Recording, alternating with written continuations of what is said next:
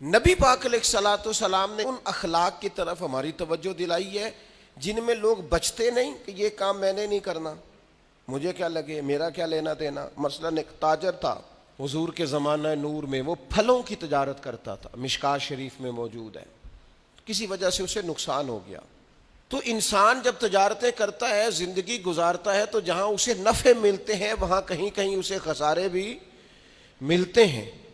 تو الگ بات ہے کہ ہم صرف نفعوں کے قائل ہوتے ہیں، خساروں کے قائل ہی نہیں ہوتے۔ وہ تاجر تھے، پھلوں کے تاجر تھے، بڑی اچھی تجارت کرتے تھے، کسی وجہ سے نقصان ہو گیا۔ اب وہ حضور کی بارگاہ میں آئے۔ ہمارے ہاں یہ ہوتا ہے کہ لوگ کہتے ہیں میرا کیا لینا دینا، بلکہ اگر کوئی بندہ اس طرح کا مسئلہ حل بھی کرا رہا ہو تو کہنے حضرت صاحب تو آڈا نہیں ہے کام۔ اس تاجر نے اس بارگاہ میں آ کے کہا جہاں جو آ جاتا ہے ہمیشہ بامراد ہی جایا کرتا ہے۔ یا رسول اللہ صلی اللہ تعالی علیہ وسلم، میں پریشان ہو گیا ہوں۔ اور پہلے جب آدمی مالدار ہوتا ہے تو دائیں بائیں رش بھی ہوتا ہے، اور جب اس طرح کے حالات ہو جائیں تو وہ جو بڑے قریبی ہوتے ہیں وہ بھی کئی دفعہ ساتھ چھوڑ جاتے ہیں۔ ساری عمر ہی آٹا گد ہے تے لکھاں کیتے پیڑے، اب وقت آیا ہی تے محمد بخشا کوئی نہیں ہو بیٹھا نیڑے۔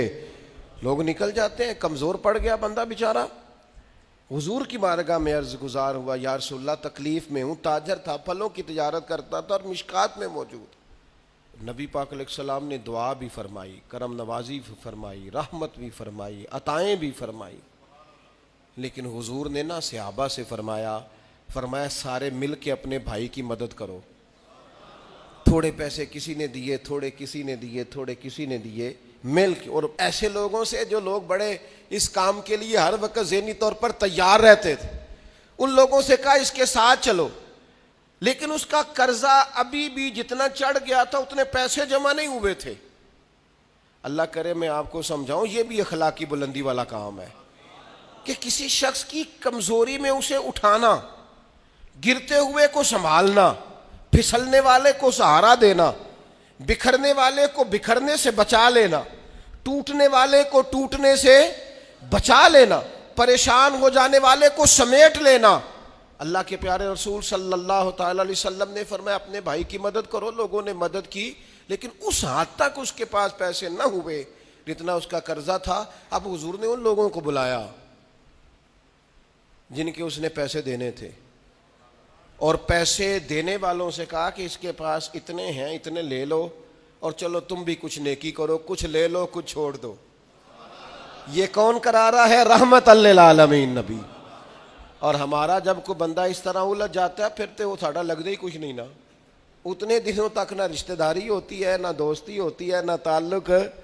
وہ تیری آنکھ ہو یا سنگ ملامت کی چبھن، کون پہنچا ہے میرے درد کی گہرائی تک۔ دور شہرت میں تو یاروں نے کیا یاد بہت، پر ساتھ آیا نہ کوئی کوچے رسوائی تک۔